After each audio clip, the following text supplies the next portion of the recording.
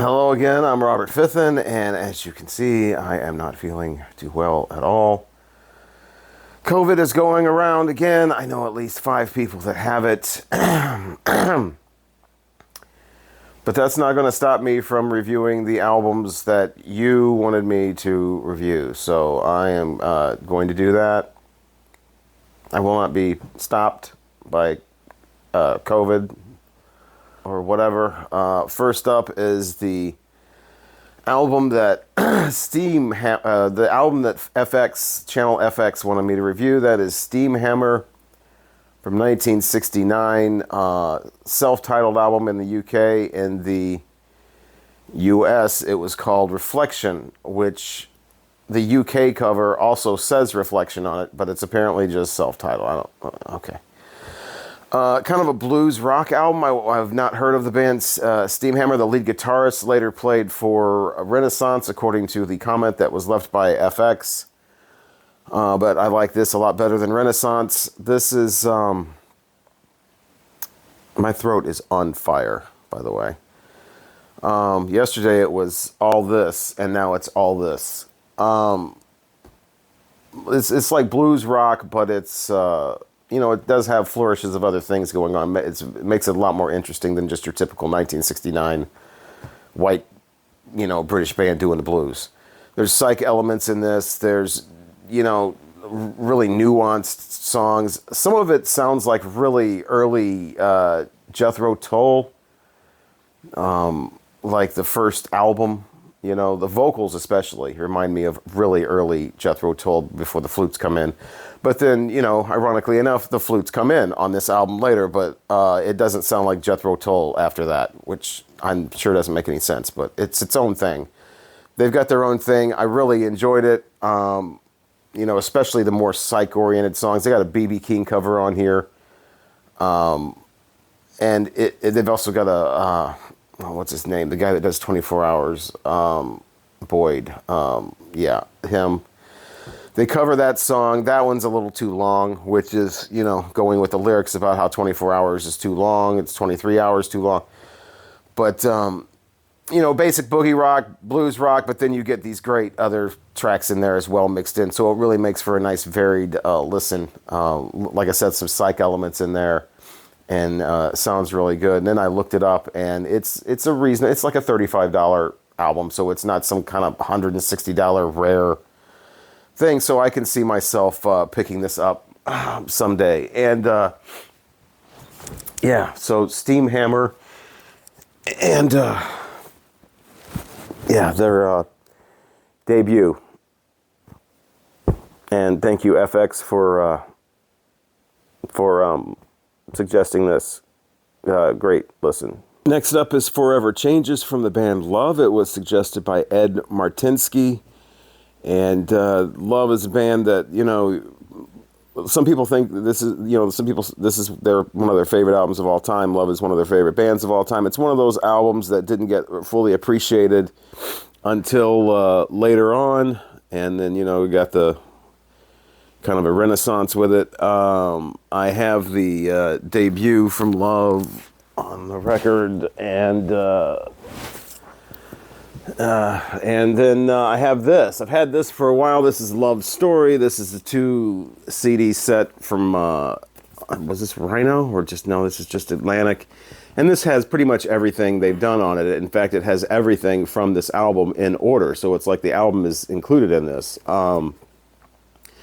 And so that's the way I've heard this for years. I'm not a huge fan of it. It's okay. I can appreciate it, that they're doing kind of a different thing for 1967 with a lot of acoustics and things like that. But a lot of the songs, especially the first one and the one about Clark and Hildell, have those like building Tijuana brass type horns in them. I don't like, that's not my thing. And again, it's a light listen, so I can appreciate that. At this point, it was it was very easy to listen to that, feeling like this, and it's better than to have something like Slayer blasting. So it was a nice, pleasant thing, but I think it's okay, and I can appreciate it, for what it is. more than I'm like, oh yeah, one of my favorite albums of all time. From 1967, which, by the way, I think I forgot to mention with that Steamhammer album, it starts off with a waterfall sound effect, and I actually got shivers hearing that. So there was no shivers hearing this, at least. A very warm sound. Like I said, a lot of acoustic going on there. One of those songs, Live and Let Live, talks about snot caked on your pants or something like that. I can relate to that. Well, that was more yesterday with all the snot. Keep blowing your nose. We'll just make more. But yeah, I can. Like I said, I can appreciate it more than I actually. Wow, great. Forever Changes. Crank it up. That one song, what's it? Bummer in the Summer sounds like Plastic Fantastic Lover from Jefferson Airplane a little bit. I don't know which came first. But it's that same kind of almost like a rap type thing. But yeah, been a while since I heard it, so it was nice to listen to that again, especially in the state that I'm in right now. It's a very, very light listen. I'm not a fan of some of the vocals where they talk about, there's an old man down by the river, or whatever that kind of thing. But, yeah, love Forever Changes. That's my review. All right, we leave the 60s now for the 80s, and the band is called the Droogs, which is actually an early 70s reference, of course, from Clockwork Orange. Their album is called Kingdom Day from 1987. These guys actually started putting out they got together in the early 70s, didn't start putting out albums until the 80s. Mark Fishbeck wanted me to review this and said I would at least like the cover art. And yes, I do. I do like the cover art. These guys were, when you read about them, it's like they're part of the Paisley Underground scene, which was also the Rain Parade, which I reviewed that album on, from Record Store Day. And I'm listening to it, and they do not sound like anything Paisley. They basically sound like a hard rock band but not really a lot of 80s. They don't sound like 1987. They don't have that drum sound. They don't sound like some sort of hair band. They don't have a squealing, whammy bar guitar going on. They don't have a Bon Jovi thing. They don't, it basically sounds more, like the Smithereens were in the 80s, the Cult was in the 80s, and they didn't have that sound either. And that's sort of like these guys. They don't sound like the Smithereens, but they definitely have just a, kind of a timeless kind of rock sound. Very loudly produced album with everything right up front, including that harmonica and a couple of the songs, which was great to listen to in this condition. But and I'm wondering, like, why is this Paisley Underground type thing? And then side two, and then so now the sound is completely different, and it's like, oh, okay, well, this makes a little more sense. And so I did like some of the tracks on side one a lot, though. Jack of Trades had a great guitar riff, and this song that opens side two called was Webster Field. Almost sounded like Don't Fear the Reaper. It kind of sounded like that a little bit in parts. But it definitely had more of what I was expecting with that cover and, being like the 80s Paisley Underground thing.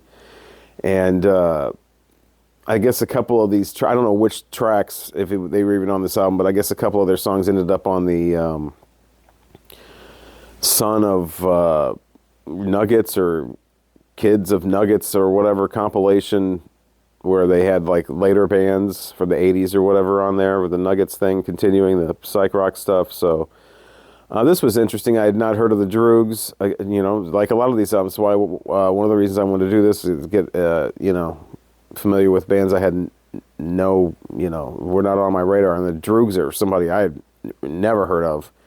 I guess it has a guy from the Dream Syndicate in there, and they do a Peter Case song. But yeah, and the great thing about this too is if you want to get this, especially for the cover art, it's like a $5 album. So thank you, Mark Fishbeck, for the Droogs. It was a decent listen, probably something I will listen to again when I'm feeling up to it, to crank it up or whatever. But definitely side two is you know, I mean, you might want to listen to side 2 first, actually, for this album. But yeah, there's a lot of great stuff throughout, but it's just a kind of a different feel on side 2. And so at this point, I just want to say, too, this video is probably going to be called something like Reviewing Albums with COVID. Please do not put something in the comments like, oh, the albums have COVID. Nobody needs that right now. Nobody needs that. We're up to the Beach Boys and Smiley Smile. The JWD wanted me to review this. And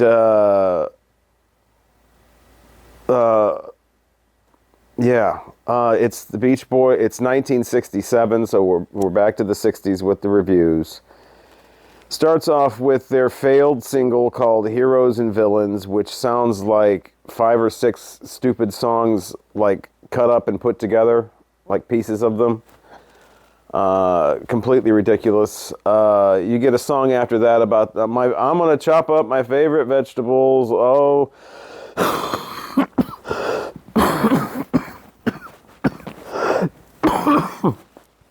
My favorite vegetables, or whatever they're saying. The whole album is just awful. You know, it's the one with Good Vibrations on it, and which is great. By the time that song comes on, it's like, it doesn't even sound like the same band. It doesn't even sound like the same era. It sounds like somebody just threw that song on there, and it's not even the same people doing the rest of the album.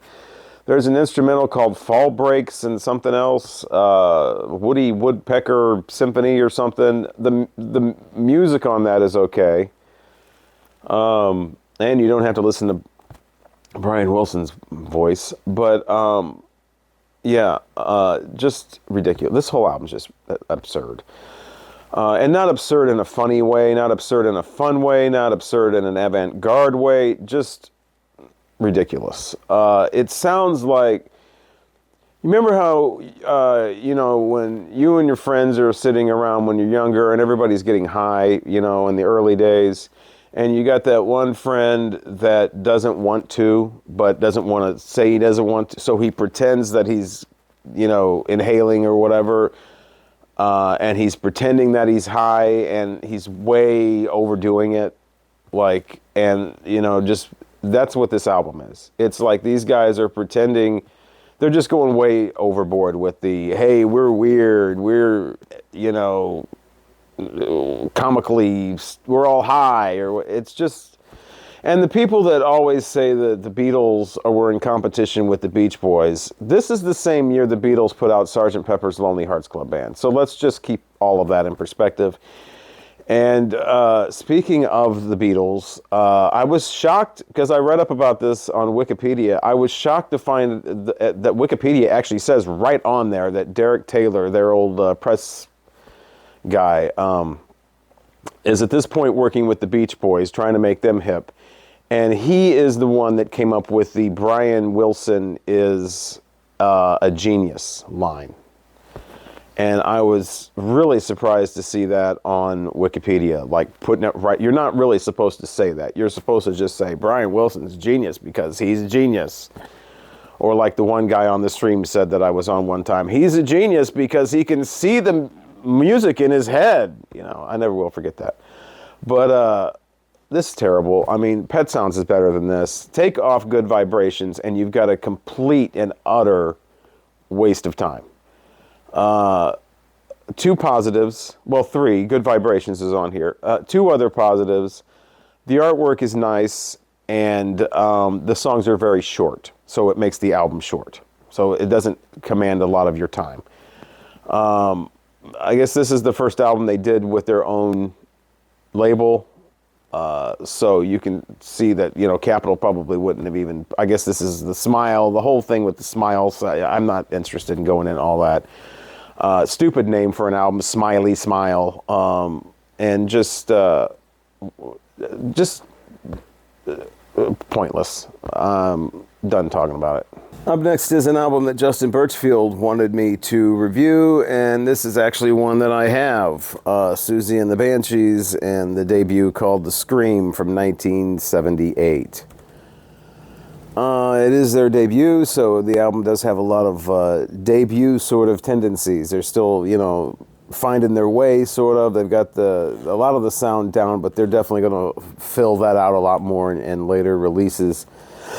And so yeah, this album is very primitive in its sound. It is kind of lacking a little bit of diversity, but it's when it works pretty well. It does take a little while to get going. Not until the third or fourth song do I really get interested. I think Mirage is pretty good, but I am burning up.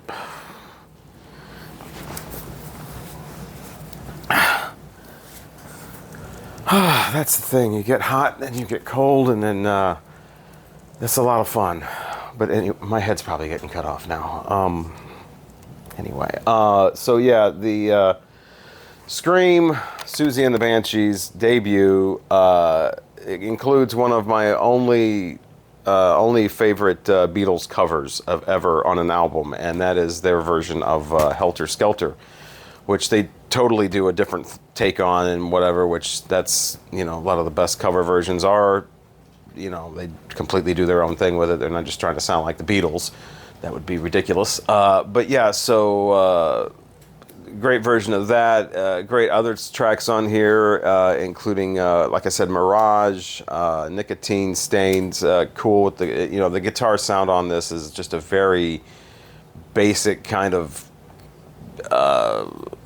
just kind of scratchy kind of guitar sound. She does sound like her vocals, though she doesn't kind of get into her own thing. Like I said, on later releases, she kind of expands her vocals there quite a bit. But on this one, some tracks she sounds like she's singing while she's marching. It's that like Suburban Relapse is like that. So yeah, but overall a decent debut from Siouxsie and the Banshees, and one that I wanted enough to pick up. I first was introduced to this in the late 1980s and have not heard this all the way through in quite a while. So thanks to Justin for picking this one for me to review. But yeah, it's not going to be for everybody. It has a very primitive sound, and it's definitely like post-punk thing. I like her when she's more in the punk thing, less in the post thing. But yeah, Siouxsie and the Banshees, the Scream, got re-familiarized with that one today. All right, the last one is from a band called the Apples, and the album is called Buzzin' About from 2008. It was the Vinyl Numpty that suggested this one, and this is a band, Israeli band from Tel Aviv. And it's basically kind of a funky, almost jazzy kind of thing. Not too jazzy, though, thankfully, but it is quite, like a nuo-type funky thing, so I appreciate that. I was hoping I would get some funk and soul suggestions. I didn't get too many. I was hoping some people would maybe turn me on to some funk stuff that was overlooked in the 70s or something like early 70s. I'd like to do a video on that sometime. Maybe people give me suggestions of that, but I got to turn off the suggestions right now because I've got like 55 albums that people are waiting for me to review. So no more suggestions right now, please. I mean, it's to the point now where I've got people that don't even say hello. They're just like, my list, and then they'll a list, and then it's like, 5 albums for me to listen to. But yeah, so this is interesting because it's one part of it's pretty cool, and then the other part's kind of frustrating. You have the the horns and the saxophone and trumpet and the all of that, which can, like I said, can get kind of jazzy, and then you have the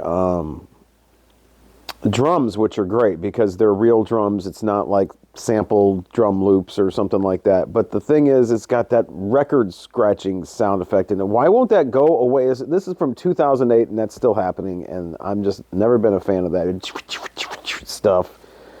And it goes on through the whole album, so, missed it by that much. But still a fun listen. I might have to listen to this sometime when I go get my groove thing on. That's not happening today. But yeah, that was definitely a fun record, and I can see why people would like this. I'm assuming this would be a really nice thing to see live. Although I don't see any vocalist credited. So I'm assuming any kind of vocal thing that you hear, whether it just be somebody going, yeah, or whatever, woo-hoo-hoo, it's going to be a sample that somebody's doing. So I'm not sure how, the whole point of the live thing would be catching the drummer live and the horn players. So, the Apples is who they are. I think this is their third album. I had never heard of the Apples before, so thanks to vinylcommunity for suggesting yet another band that I was not familiar with at all. Some interesting song titles on here too. One in particular called Upskirt, which I thought was different to name a song that. These are all mostly instrumentals. They don't have like lyrics or anything like that, so you can name them whatever you want. But yeah, Upskirt, and it's just this fun song, just like the rest of them. Just these fun little songs, and Upskirt, it's like, that's a fun thing to go do, I guess. I've seen videos where people are caught doing that, and it doesn't seem like it's very fun for either person. So I just thought that was interesting to name a fun little jazzy song that. I noticed that they have a link to their website from Wikipedia, theapples.net, because there's not a lot of information there, and I want to find out more. And that takes you to the Apples website, which has nothing to do with the band, but does have tips on how to clean your outdoor sofa and how to whiten your teeth naturally. So there's that. But yeah, the buzzing about, a neat little album cover there too with the big cartoon bee on the front. But yeah, fun stuff. Just gonna have to check this out again sometime when I'm able to get a little more physically into it. So, but that's gonna do it for this video. Hopefully I will be in better spirits next time for more whatever videos are coming. I don't know what videos are coming up, but yeah, hopefully you'll watch them. Why am I looking? The camera's up here. I've been looking down here the whole time. The camera's up here. So yeah, thank you so much for watching, and hopefully I will talk to you again soon. Stay safe.